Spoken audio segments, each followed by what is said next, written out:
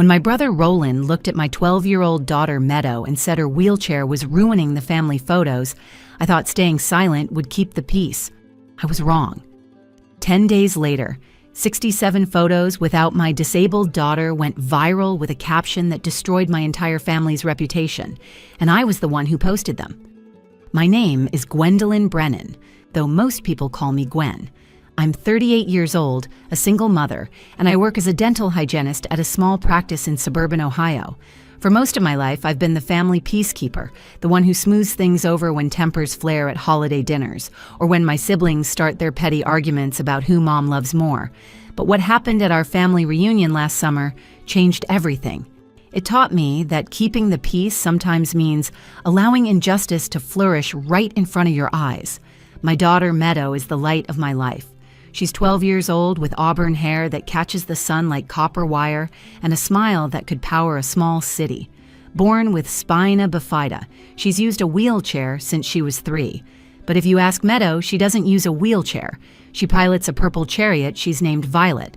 She decorates it with LED lights for special occasions, covers the spokes with colorful beads she makes herself, and has stickers from every museum, zoo, and aquarium we've ever visited plastered across the back.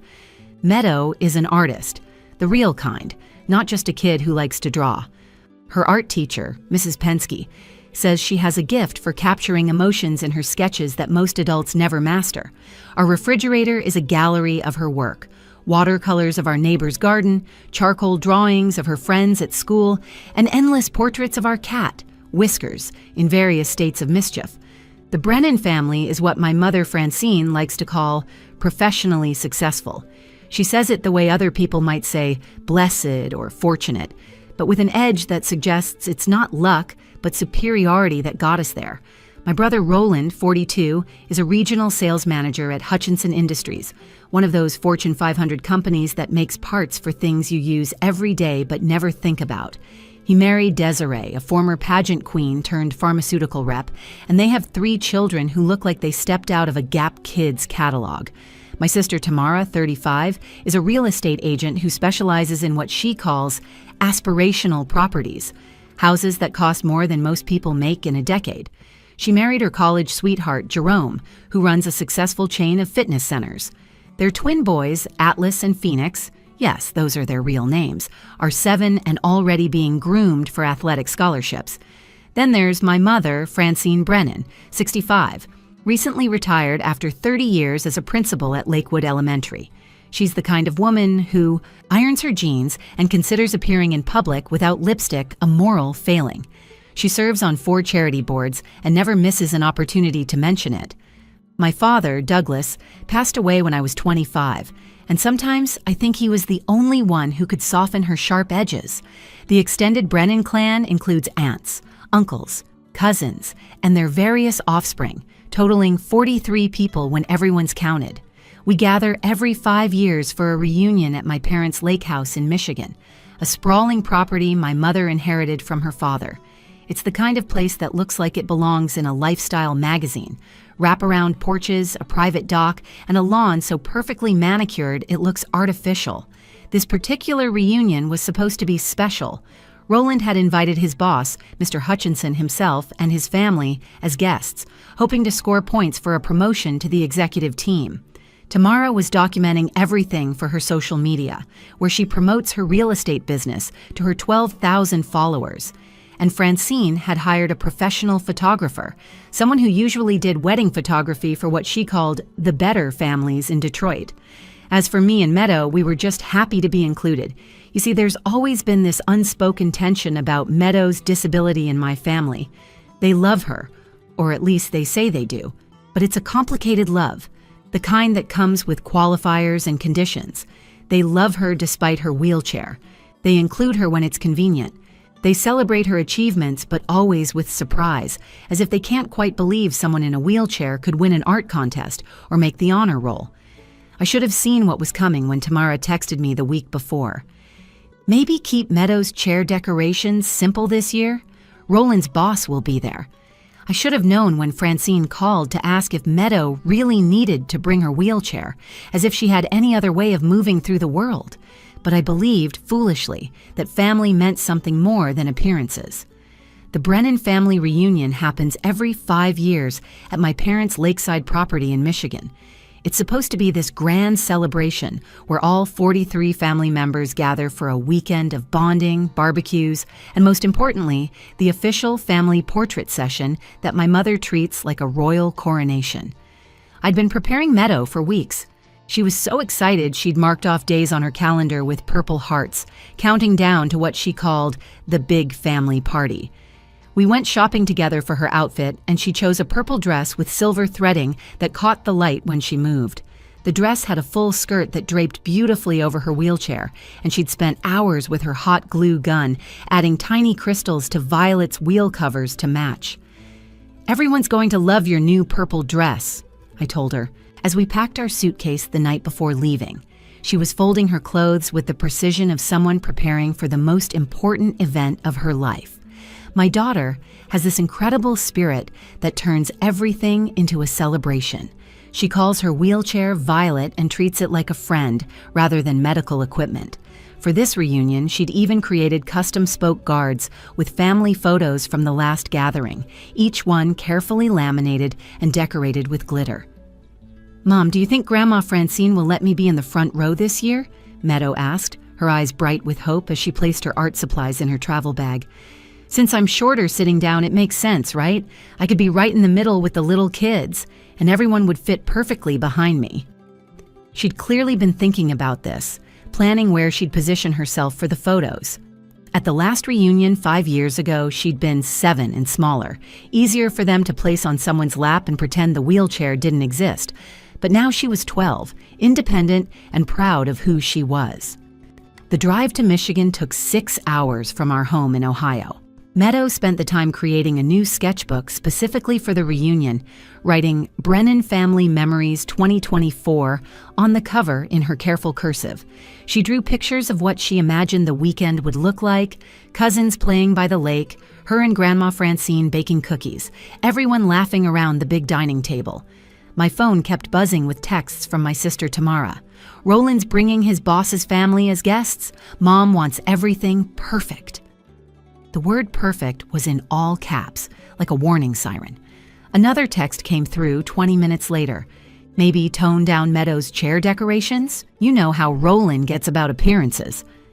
I glanced at Meadow in the rearview mirror, watching her add rainbow colors to a drawing of the family house, completely absorbed in her joy. I didn't reply to Tamara. Some arguments weren't worth having over text when you were trying to preserve your daughter's excitement. As we pulled up the long gravel driveway to the lakehouse, I saw the cars already lined up like expensive dominoes.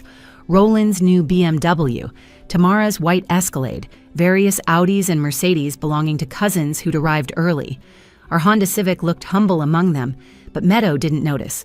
She was too busy pointing out the new garden sculptures my mother had installed. When we arrived, my mother Francine greeted us at the door wearing a cream-colored pantsuit that probably cost more than my monthly rent.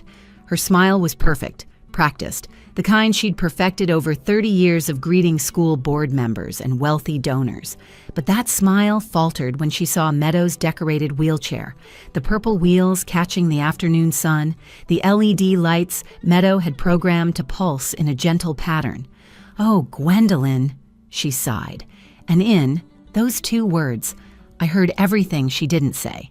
The disappointment, the embarrassment, the wish that things could be different, that we could be different.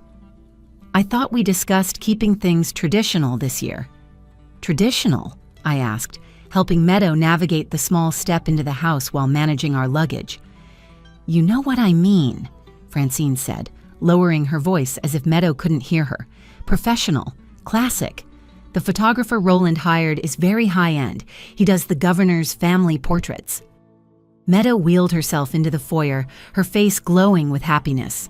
"Grandma Francine, I made you something." She pulled out a small canvas from her bag, a painting of the lake house she'd worked on for weeks. "It's for your hallway gallery." My mother took the painting with the kind of careful distance someone might use to handle a spider. "How thoughtful, dear. I'll find the perfect place for it." She set it on the entrance table, behind a large vase, where it immediately disappeared from view. Roland appeared from the living room, his cologne announcing him, before his voice did. "Gwen, you made it!" His enthusiasm dimmed when he saw Meadow. "And our little artist is here too. Meadow, the kids are out by the water if you want to join them." "After she settles in," I said firmly, but I felt the weekend's warmth already starting to cool. Saturday afternoon came with clear blue skies and a gentle breeze off the lake, what my mother called portrait-perfect weather, as if she'd personally arranged it with God. The professional photographer Roland had hired was setting up equipment on the lawn, his assistants arranging reflectors and adjusting tripods with the precision of surgeons preparing for operation. 67 photos were planned, according to the shot list my mother had typed up and distributed like a military briefing. The photographer, a thin man named Harrison, who wore all black despite the summer heat, walked the grounds selecting backgrounds. "The light by the willows is magnificent," he announced, "and that gazebo will frame the generational shots beautifully." Family members started gathering on the lawn at 2 o'clock sharp, everyone dressed in the coordinated outfit scheme Tamara had emailed weeks ago. Navy blues, creams, and subtle gold accents. Meadow looked absolutely radiant in her purple dress, which technically fit the color palette, but stood out like a wildflower in a field of wheat. As we started gathering for the first shots, Roland pulled me aside near the garden shed, far enough from others that they couldn't hear. His cologne was overwhelming, the same expensive brand he'd worn since getting his first promotion, as if success could be bottled and sprayed on. "Gwen, we need to talk about the elephant in the room," he said, gesturing toward Meadow, who was laughing with her cousins near the dock, showing them the new drawings in her sketchbook. "You mean my daughter?"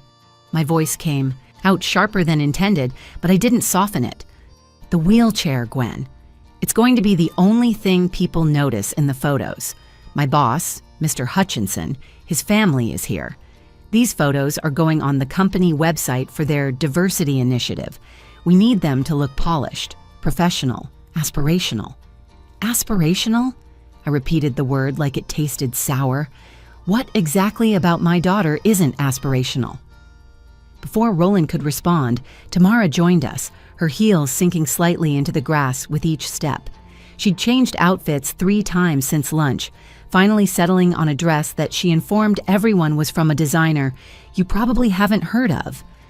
"Roland has a point," she said, adjusting her designer sunglasses even though we were in the shade. "Maybe Meadow could sit on a regular chair, or we could position her behind the group, so she's included but not the focal point." The focal point? I felt heat rising in my chest. She's a 12-year-old girl, not a problem to be solved.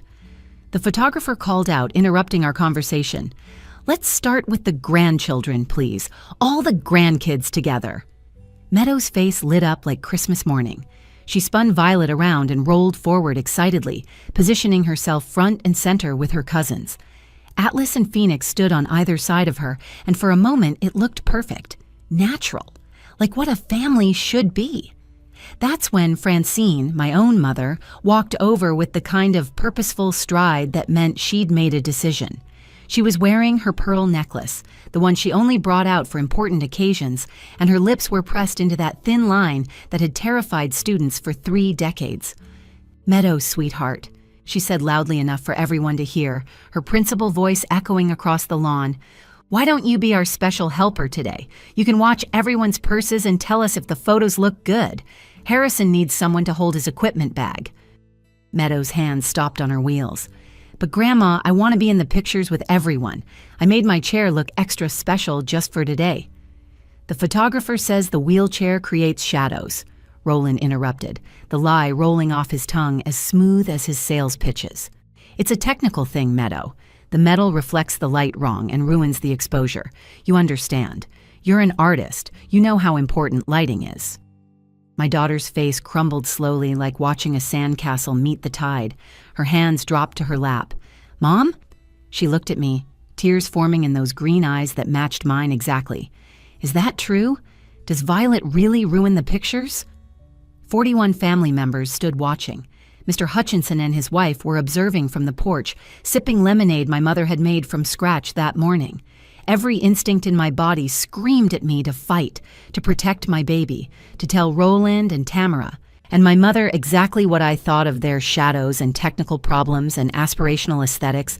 The words were right there in my throat, ready to burn bridges I'd spent years building. But I saw Roland's warning look, the one that said my job reference, the one he'd provided when I'd switched dental practices last year, could disappear. I saw Tamara's embarrassed expression, already calculating how this scene would look to the Hutchinsons. I saw my mother's stern face, the one that had ruled an elementary school with iron discipline, that had never once backed down from a decision. "Just for a few photos, baby," I heard myself say, the words like poison in my mouth, each syllable a betrayal. "Then you'll join the big group photo at the end. Why don't you sit over by that bench? You can see everything from there." That night, I couldn't sleep. The lakehouse had 5 bedrooms, but Meadow and I were sharing the smallest one, the same room I'd stayed in as a child during family visits. The window faced the lake and moonlight streamed across Meadow's face as she slept. She'd barely spoken during dinner, pushing her food around her plate while everyone else celebrated how perfect the photos had turned out. Roland had already uploaded previews to his phone, showing them off like trophies. "Look at this one of all the grandkids," he'd said, passing his phone around the dinner table. "Harrison really knows his craft. You can see every face clearly." Every face except Meadow's. She'd excused herself before dessert, saying she was tired. She didn't even ask if she could have her nightly drawing time by the dock, something she'd been looking forward to for weeks. At 2 a.m, I gave up on sleep and went to the porch. The wooden boards creaked under my feet, familiar and accusing. That's when I saw Meadow's sketchbook on the wicker chair, forgotten or maybe deliberately left behind. I picked it up, expecting to see her usual cheerful drawings of the lake, the trees, maybe portraits of her cousins. Instead, I found something that shattered what was left of my heart. She'd drawn the family photos, every single grouping from memory. Her artistic talent was evident in the careful detail. Uncle Porter's crooked smile, Cousin Beth's long braids, even the way Atlas always stood with his chest puffed out like a tiny soldier. Every person was positioned perfectly, captured with love and precision. But in each drawing, she'd included herself in the corner, separated from the group by a thick black line. Under her self-portrait, she'd written in small, careful letters, "The Special Helper." The last drawing was the worst. It showed the big family photo, the one where everyone was supposed to be included. She'd drawn herself behind the black line, but this time she wasn't alone. She'd added other kids in wheelchairs, kids with crutches, kids with differences I couldn't identify. Under this group, she'd written, "The People Who Ruin." Pictures? I sat on that porch until my hands stopped shaking, then I went inside and grabbed my phone. Roland had already shared all 67 photos in the family WhatsApp group, accompanied by a series of self-congratulatory messages about hiring the right photographer and creating timeless memories. Tamara had reshared them to her Instagram with hashtags like Brennan family, blessed family goals. I downloaded every single photo to my phone. Then I opened Facebook, an app I barely used except to remember birthdays. My last post was from 6 months ago, a picture of Meadow winning her school's art contest. I had maybe 200 friends, mostly coworkers and old college classmates. I started typing, then stopped. Started again, stopped. The cursor blinked at me like an accusation. What would people think? What would this do to my family? What would my mother say when she found out? Then I looked at Meadow's drawing again. The People Who Ruin Pictures. My daughter didn't ruin pictures. She made them better. She made everything better. Her laugh could fill a room with joy. Her art brought beauty into the world. Her determination in the face of challenges most people couldn't imagine inspired everyone at her school. But my family, these people who shared my blood and claimed to love us, they had made her feel like a blemish to be hidden. I started typing with purpose this time. These are the 67 perfect family photos taken at our reunion. Notice anyone missing? That's because my brother said my daughter's wheelchair was ruining the aesthetic. My mother made her sit aside for 4 hours holding purses. My 12-year-old daughter with spina bifida wasn't in a single photo because her wheelchair didn't fit the vision. She spent the time drawing pictures of the family she's apparently not photogenic enough to be in. How's that for family values? I attached every photo, all 67 of them. The grandkids laughing by the gazebo without Meadow, the cousins on the dock without Meadow, 3 generations of Brennan women without Meadow, the grand finale with all 41 people without Meadow. Then I started tagging Roland Brennan, Tamara Brennan Williams, Francine Brennan, every aunt, uncle, and adult cousin who had stood there and said nothing. Everyone who had smiled for those cameras while a 12-year-old girl sat 30 feet away, ostracized from her own family. My finger hovered over the post button. Once I did this, there would be no taking it back. This wasn't keeping the peace.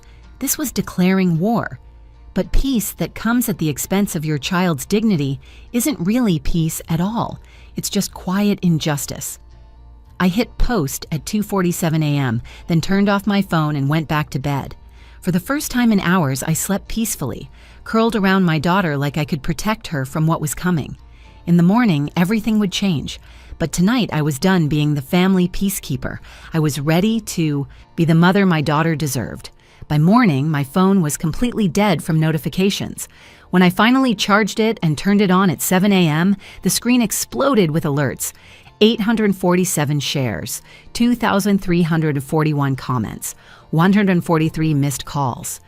My Facebook post had traveled far beyond my small circle of friends. Someone had screenshotted it and shared it on Twitter, where it had been retweeted thousands of times with hashtags like ableism in families and EOS inclusion matters. By noon, the share count had reached 15,000.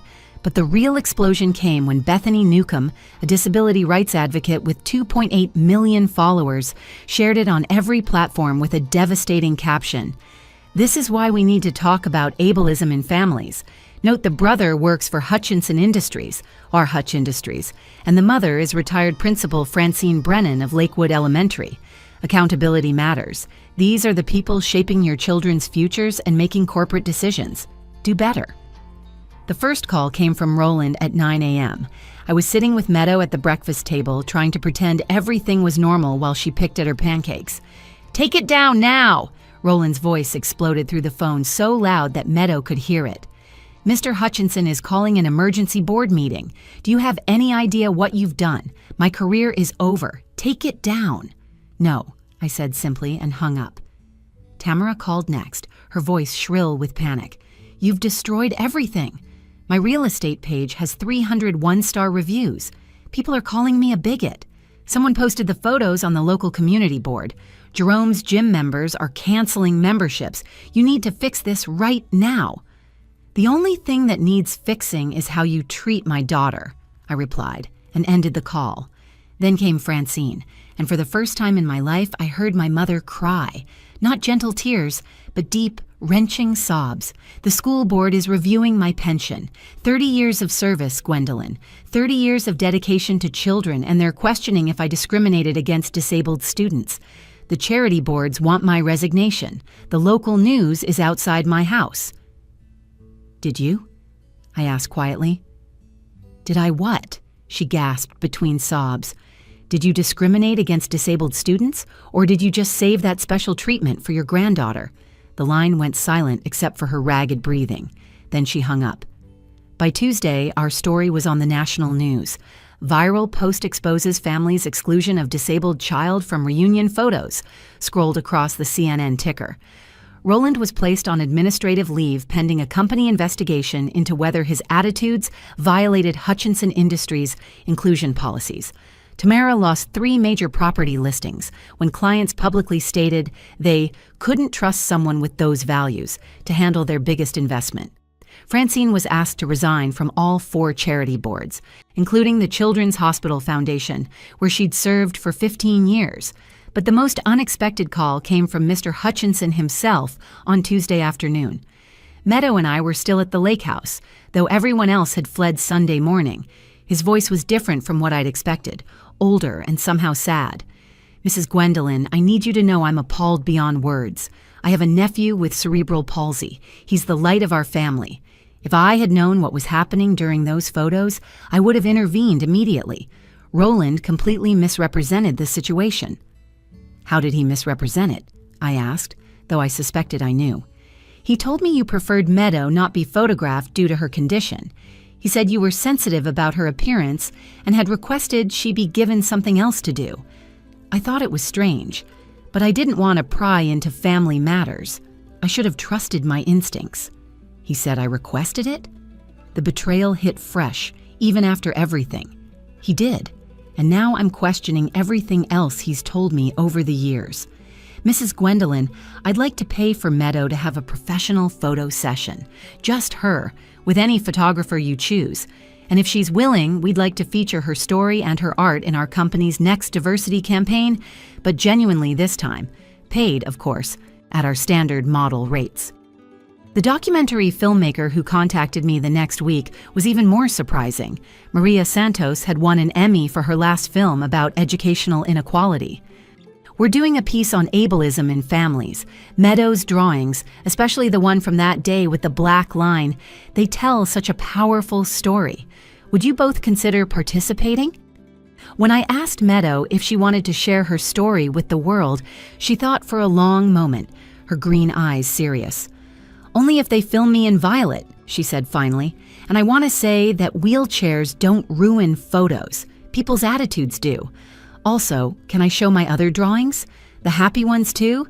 Because being disabled isn't just about sad things, it's about purple wheels and LED lights and making your chair match your dress. You can show whatever you want, baby, I told her, pulling her into a hug. Good, she said against my shoulder, because I want other kids to know they deserve to be in every picture. 6 months later, our story became part of a national conversation about invisible ableism in families. Meadow's drawing was featured in an art exhibition called Excluded in Plain Sight at the Michigan Contemporary Art Museum, with proceeds going to spina bifida research. The piece that drew the most attention was her sketch from that night, The People Who Ruin Pictures, which sold for $15,000 to an anonymous buyer who requested it be donated back to the museum for permanent display. Roland's company didn't fire him, but they required him to complete 200 hours of disability sensitivity training and removed him from the management track permanently. He sent one text message 3 months after everything happened. I hope you're happy ruining my life. I replied with just one sentence. I hope you're learning that your career was never more important than your niece's dignity. Tamara's path to redemption was more complicated. Her real estate business took a massive hit initially, but something interesting happened. She started getting calls from families with disabled children looking for accessible homes. She knew nothing about accessibility requirements, ramps, or modified bathrooms, so she learned. She got certified in accessible home design. Last month, she sent me a photo of her newest listing with a note. This house has a beautiful ramp to the front door. I made sure the photographer captured it perfectly. The change came after her own daughter, Penelope, refused to speak to her for 2 months. If you could do that to Meadow, 7-year-old Penelope had said, what would you do to me if something happened and I ended up different? That question haunted Tamara enough to finally apologize genuinely, not for the public backlash, but for the actual harm she'd caused. Francine still hasn't spoken to me directly, though she sent Meadow a birthday card with a $1,000 check and a note, for your art supplies and whatever makes you happy. It was progress, even if minimal. I heard from Cousin Beth that Francine had started volunteering with a disability advocacy group, though she'd never admit it was connected to what happened. The last time I checked, that original Facebook post had been shared over 380,000 times across all platforms. But the numbers that mattered most were different. One daughter who learned her worth isn't negotiable. One mother who learned silence in the face of injustice is complicity. And 67 photos that will forever serve as evidence that perfection without inclusion isn't perfect at all. The documentary premiered last month at Sundance. They titled it The Special Helper, and it featured not just our story but 12 other families dealing with similar exclusion. Meadow stole the show, sitting in violet with her purple wheels gleaming under the stage lights, telling the audience, every family has photos on their walls. Make sure every family member is in them. Last week, Meadow was invited to speak at her school's diversity assembly. She worked on her speech for days, practicing in front of me and Violet. She ended with words that made me cry. My mom says the best photos are the ones where everyone's included, wheelchairs and all, because family isn't about looking perfect. It's about being together. And if someone says you're ruining the picture, maybe they're the ones who need to step out of frame. Also, purple wheelchairs make every photo better. That's just science. The principal called me afterward, barely able to contain her emotion.